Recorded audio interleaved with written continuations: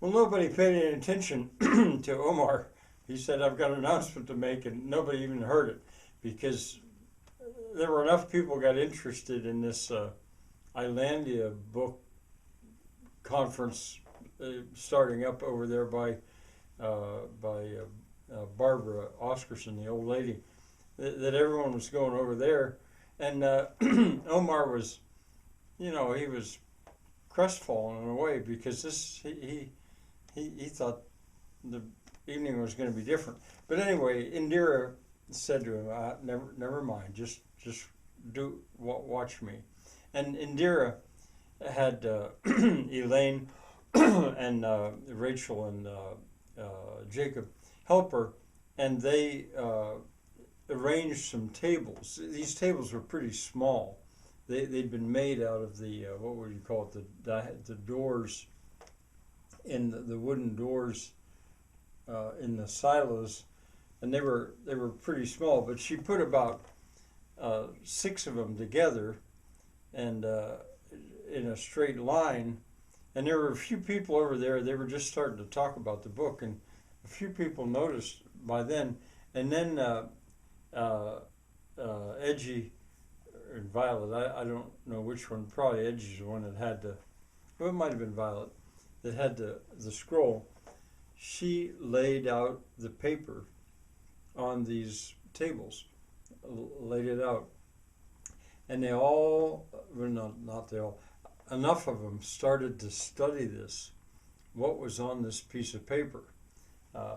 And enough of them did that it got the attention that Omar had wanted, and people started to come over.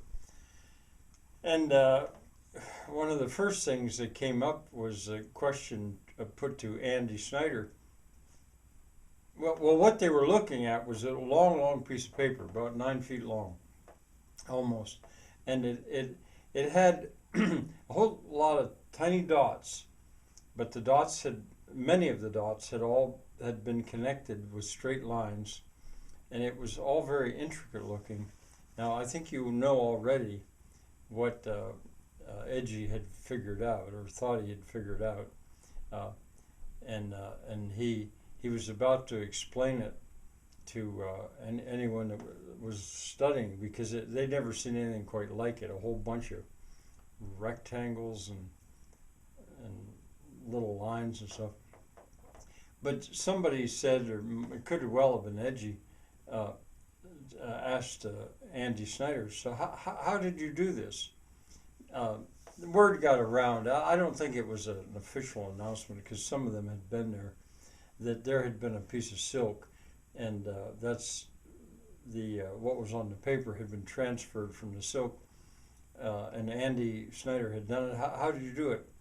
Well, Andy was a little torn, because he was really interested in that conversation. It was just starting over there with Mrs.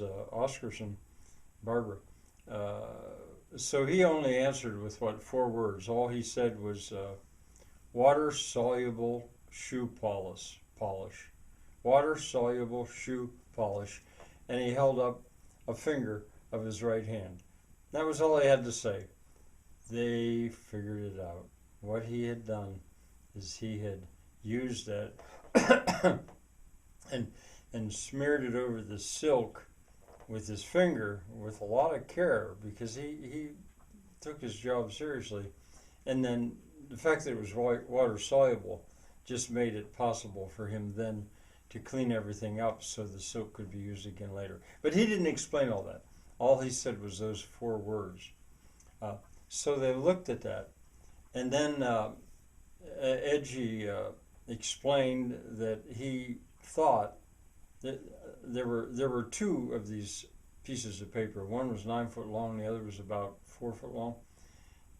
It was a bunch of rectangles, and he explained that the little ones were, he believed, were Roman numerals, and he'd shown that, and he was said he didn't really know what the significance of it was yet, but that's what this holy grail as Wedge had called it. That's what it had produced so far, and it did seem to be a mystery.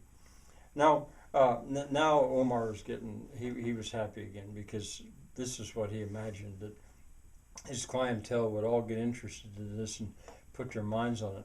And he got out these pieces of paper that he had, where he had photocopied the list of words that I have a copy of myself here, but I think I left it upstairs. The list of words that came in the scroll, and he thought people would, everyone should have a copy of that and think about it. Now, see, Edgy had spent some time, and to tell you the truth, Omar had too, and probably Indira, thinking about that list of words. What in the world could it be? But they purposely hadn't concentrated too much on it because they wanted to see what the clientele would come up with when they saw that list of words. So he gave out these copies. He went around and now everyone's attention was now on what was going on here. And as they were looking, now in a way, what's her name? It was a kind of a flower, Gladys. She had an advantage because she'd stayed long enough the night before that she'd had a copy, and she'd had some time to think about it. And she stood up and said, "You know, I can save a lot of time here by telling you some things that are pretty clear from the perspective of the school marm."